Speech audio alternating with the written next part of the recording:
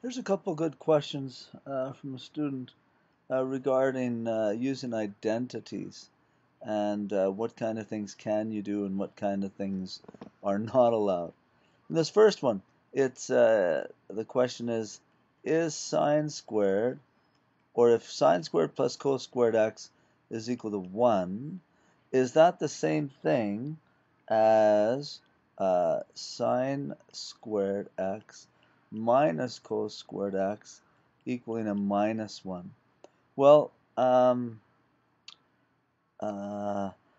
there's a sign change here and a sign change here, but not one there.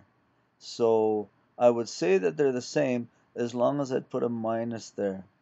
So if it was minus sine squared minus cos squared equals a minus 1, then that would be an identity that you could use.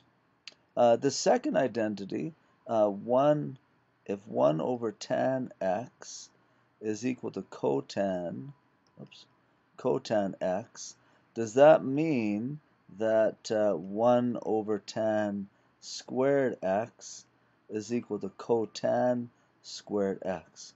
Yes, that one's true. That one's true. Because if I were to square everything that's in there, like if I was to square this and this and this, so squaring every term that's in there, I guess this one I'd go like this, but that would square both things inside. Since I squared everything in here and over here they're squared, yes, that identity would be true. And then the last question that sort of culminates that one thing is cos x over sine x, and then that's all squared, minus 1 over sine squared x, and what they're wanting us to do is to simplify that. Okay, so I look at it and I have cos over sine. Immediately I'm thinking that that's cotan, right? But then I've got fractions over here, so maybe there's another way I could do this. There could be multiple ways. Anyway, I could square both things inside, so I'd have cos squared x over sine squared x minus 1 over sine squared x. Now, each of these have a common denominator, so I can rewrite that as cos squared x minus 1 all over sine squared x. Now, this is looking awful familiar to me. Awful familiar. Let's see just one of those identities that we have had before was sine squared x plus cos squared x is equal to 1. Maybe if I brought one of these, if I brought the 1 over, and if I took the sine squared to the other side, what I'd get would be cos squared x minus 1, that's bringing the 1 over to this side so it becomes minus, is equal to, if I take the sine squared over to the other side, it'd be minus sine squared x. So anywhere I see this, I can replace it with that. And the reason I did that is because I wanted to get just one identity or one trig ratio in there, not two. So cos squared x minus 1 right there is equal to minus sine squared. So this top thing becomes minus sine squared x. And the bottom already has a sine squared x. Those are the same. It's a factor of 1. So they can be eliminated, which leaves me with just a minus 1. Okay, so that was a little bit of a trickery right there. But it was manipulating one identity to form another one. Let me see if just that answered all the questions. Oh, I wanted to maybe do it a different way. Let's take a look at this piece right there. Cos over sine. Okay, so it was cos x over sine x all squared minus 1 over sine squared x. So if you treated cos over sine as cotan, and that would be cotan x squared. And then maybe there's 1 over sine squared. We replace that with the reciprocal ratio, where that would be cosecant squared x. Then you could look for a ratio that would relate cotan x and cosecant x. Let me pause and find that. I'll be right back. I found it. So here's an identity from our formula sheet. So anytime that I see a cotan squared x, I could do this one, either one of them. Anytime I see a cosecant squared theta, I can replace it with 1 plus cotan squared theta. So let's do that. So I see a cosecant squared right there. So I'm going to leave this one alone.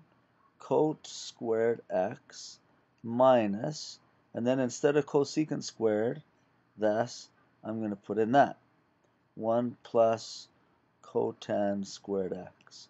Now applying the negative to both things, I get cotan squared x minus 1 minus cotan squared x. Cot square, a positive one and a negative one, they cancel out, so it just leaves me with minus 1. That was actually a really good example of how you can use identities in a couple of different ways and come up with the same answer, as long as you're following the rules and using the identities. Here's one last question. It says, with cos of 285, and it says evaluate exactly. When we do that, we're going to have to use a sum and difference equation. And so what angles should we use? Probably I've determined where cos of 285 is. 285, this would be 270, so it would be right about there. So the cos of 285 degrees would really be the same thing as the cos of, if I come down, 285, that's 1590 minus 1575.